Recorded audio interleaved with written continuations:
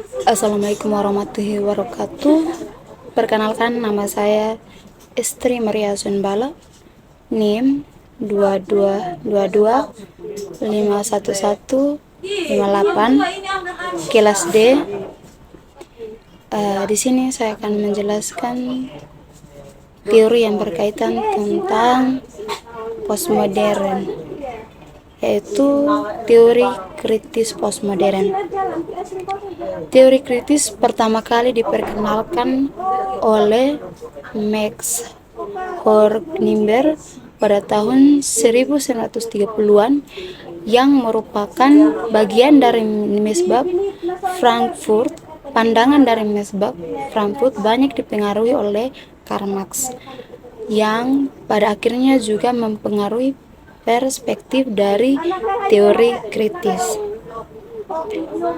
Esensi dari teori kritis adalah pengetahuan metode konstruktivisme, yaitu memahami struktur teori kritis adalah penggunaan metode konstruktivisme sebagai bagian dari partisipasi masyarakat. Tujuan dari teori kritis adalah untuk mengupayakan adanya kebebasan, keadilan, persamaan dengan cara mengkritis dominasi sosial, politik, dan ekonomi yang menindas harkat hidup manusia. Perkembangan radikal tersebut memicu adanya perubahan pemikiran yang fundamental dan Mesbah Frankfurt yang dipelopori oleh Jürgen Habermas. Pokok pembaharuan yang diperkenalkan oleh Habermas adalah mengkritis ajaran Karl Marx dengan menyatakan bahwa ajaran tersebut tidak dijadikan sebagai landasan pemikiran yang memahami perilaku masyarakat sekarang. Meskipun dalam beberapa hal Habermas sepakat dengan Karl Marx bahwa kapitalisme telah menciptakan penindasan sosial dan ekonomi, namun Habermas juga melihat bahwa kapitalisme penindas sosial dan ekonomi. Habermas juga melihat bahwa kapitalisme negara masa kini telah berhasil mengembangkan mekanisme efektif dan mencegah terjadinya revolusi sosial seperti yang selama ini diperjuangkan oleh kaum Marxis. Sumbangan pemikiran Habermas terhadap teori kritis adalah bahwa ilmu pengetahuan tidak bebas dari nilai dan kepentingan, melainkan dimotivasi untuk memenuhi kebutuhan pokok manusia. Atas dasar itulah Habermas mengelompokkan bidang keilmuan menjadi sebagai berikut: empiris, analisis historis, hermeneutis, dan relativis kritis.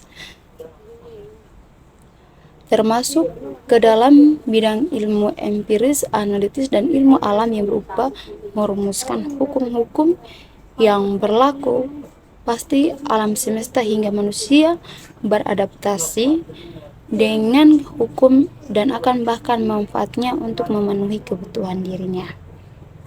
Termasuk ke dalam bidang ilmu historis, hermeneutis dengan sesama sebagai yang berupaya meneliti perilaku manusia dan berinteraksi dengan sesama sebagai upaya kesadaran interaksi sosial.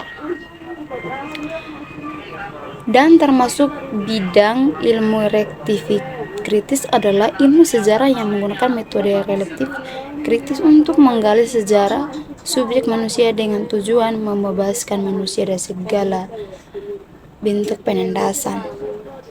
Teori postmodern yang pertama kali diperkenalkan oleh Amos Toynbee dalam kurung 1939 merupakan kritikan terhadap modernisme yang dinilai dan berhasil mengangkat harkat hidup manusia modern akibat adanya globalisasi yang terlalu menganggungkan ilmu pengetahuan dan teknologi telah mengeksploitasi kehidupan sosial masyarakat dan lingkungan. Akibat yang ditimbulkan oleh globalisasi adalah tersaingnya manusia dan realitas kehidupannya. Kritikan postmodern terhadap modernisme dapat dikelompokkan sebagai berikut. Yang pertama, penafsiran universal yang teoritas dan dipentingkan dalam konsep pluralitas pemikiran.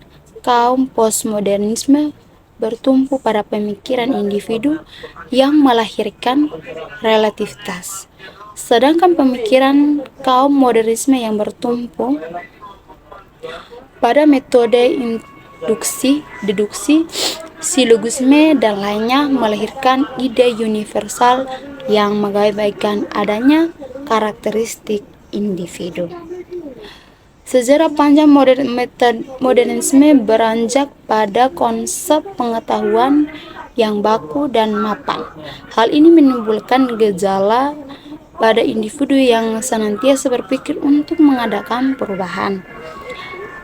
Pada akhirnya, ide perubahan tersebut akan mengakibatkan perubahan dan disiplin ilmu lainnya. Oleh karena itu, postmodernisme menolak segala bentuk konsep fundamental yang bersifat sakral dan sebaliknya menyerangkan adanya kritikan terhadap prinsip-prinsip dasar pengetahuan modern yang menyesalkan adanya objektif dan prosedur ilmiah untuk mendapatkan kebenaran.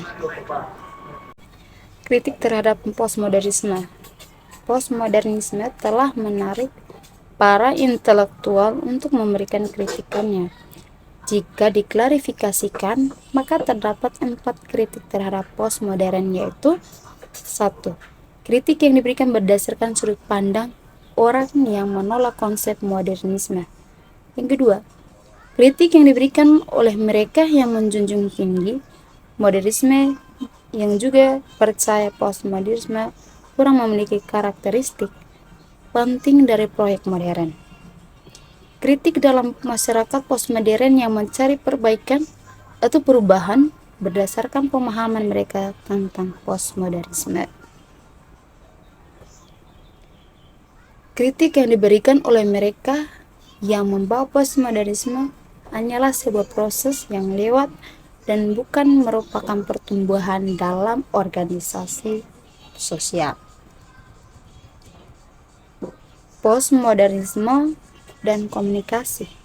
Sejak kedatangannya di tahun 1960-an, postmodernisme telah membentuk kembali komunikasi manusia. Menurut Chandra Brahman 2003, komunikasi postmodern digunakan untuk menggambarkan bentuk komunikasi, pesan, gaya, panduan, serta teknologi dan macam-macam media komunikasi yang digunakan dalam dunia postmodernis.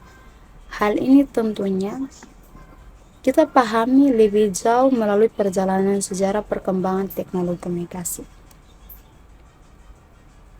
Sejarah perkembangan alat komunikasi dan sejarah perkembangan teknologi informasi. Komunikasi postmodern bersifat non-tradisional sehingga disebut juga sebagai masyarakat informasi. Hal ini muasal komunikasi postmodern terkait dengan perkembangan teori komunikasi. Jika berbicara tentang perkembangan teori komunikasi, maka tidak akan terlepas dari sejarah perkembangan ilmu komunikasi sendiri. Sebagai teori, komunikasi mempelajari proses teknis, informasi, dan proses komunikasi manusia, misalnya terkait dengan proses komunikasi efektif. Contohnya adalah proses komunikasi interpersonal. Proses komunikasi manusia melalui tahap-tahap komunikasi dan didukung oleh berbagai unsur komunikasi atau komponen-komponen komunikasi atau elemen-elemen komunikasi. Ketiadaan salah satu unsur komunikasi dapat menyebabkan tidak tercapainya komunikasi yang efektif. Proses komunikasi efektif juga ditunjang oleh faktor-faktor yang dipengaruhi komunikasi dan hambatan-hambatan komunikasi.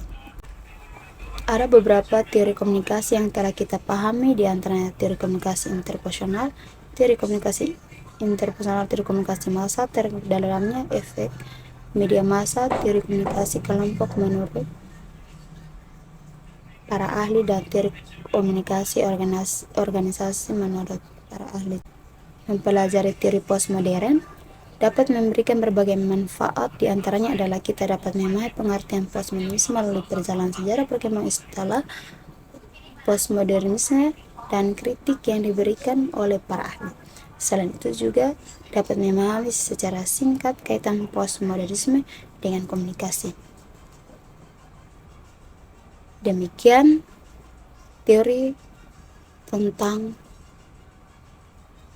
postmodernisme, meliputi pengertian dan kritik yang disampaikan, dapat memberikan tambahan wawasan dan pengetahuan kita tentang postmodern dan kaitannya dengan komunikasi. Terima kasih.